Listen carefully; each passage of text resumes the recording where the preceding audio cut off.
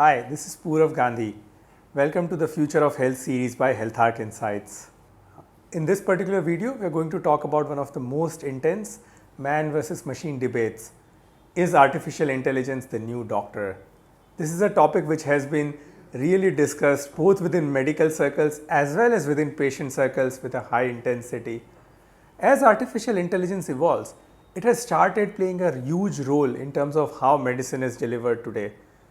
It has a role at the preventive stage in terms of screening and identifying patients who are at the high risk of having a disease. There are various screening algorithms available which can start screening based on patient information, or it can do that screening over imaging information.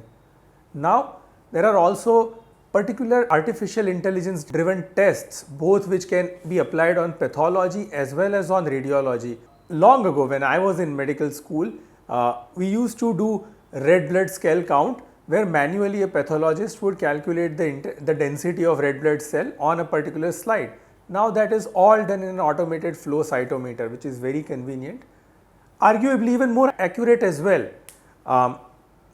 Artificial intelligence has a role now in terms of treatment. There is clinical decision support algorithms which are fitted within electronic medical records, various other doctor workflows which will influence how a doctor makes a decision on how a patient is treated.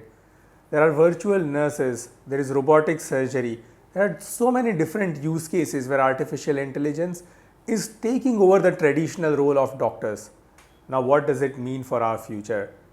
Will tomorrow a computer treat us as compared to a doctor? Is that the future? This is where the intensity of the debate is. Will it make doctors redundant?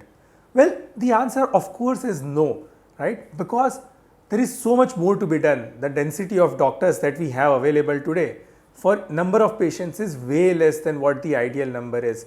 There are so many tasks that doctors have to do today which actually deserve to be automated so that doctor can spend more time with us as patients. So they could do high value add activities, and if artificial intelligence can play a role in that, the patients and human race in itself will benefit from this. For example, there are so many advantages. Now, let's take an example of a chatbot to illustrate this point. If a chatbot which is trained using artificial intelligence to provide guidance to a patient, it can be available 24/7. Which is way lower in cost as opposed to a doctor, because you train it once and it can be deployed at a much larger scale. It can be replicated very fast, so it does not have capacity constraints. It can serve 10 patients, 100 patients, 1000 patients at a time. The consistency at which it will operate will be humongous as compared to a human being. So if you were to train new physicians, there is time before they gain optimal level of medical practice. However, with a chatbot, this can happen much faster once it has been trained well. It can be repurposed for other conditions very fast. The data that is collected is way more structured and can be used for future purposes. So there are a lot of benefits that artificial intelligence in general provides. However, it will not replace a doctor. What it will do, it will augment the doctor. It will take on tasks where a machine is better than man, and hence doctors can start playing a more healing role. They can play a more high-end role within delivery of medicine. As we shift towards this AI-based world, however, there will be challenges.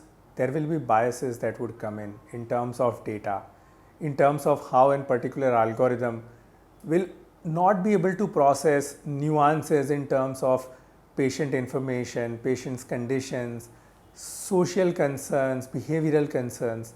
And this is where the doctor will have to come in and play a role. AI can also be risky in terms of how it can make larger decisions on behalf of humans, which it should not be making. As more and more AI applications are coming in a way, WHO has now been very active in terms of actually defining the guidelines of how AI can play a role in healthcare and what it can and cannot do.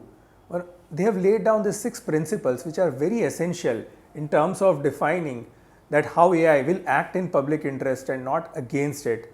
The first one is AI should always ensure that it is protecting human autonomy.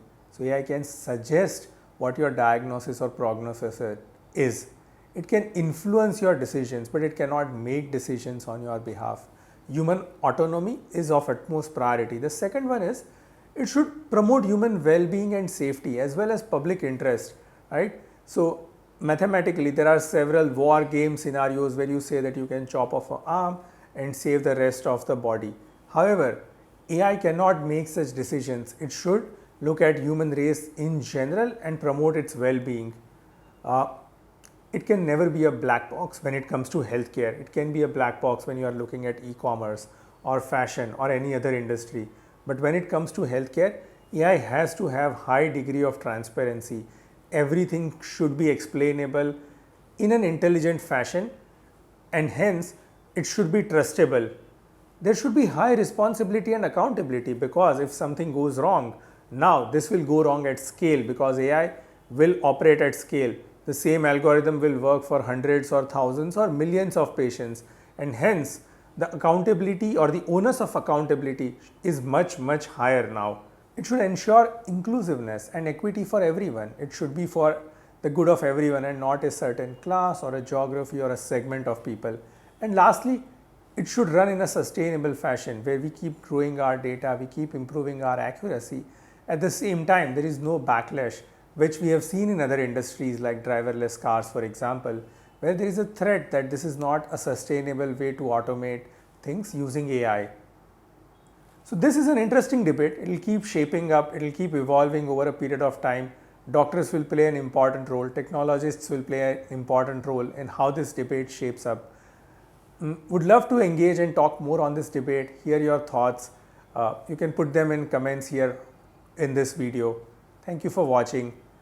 In our next session, we'll talk about virtual clinical trials and how they are changing the game in terms of how life sciences research is operating within the coming few years. Stay tuned.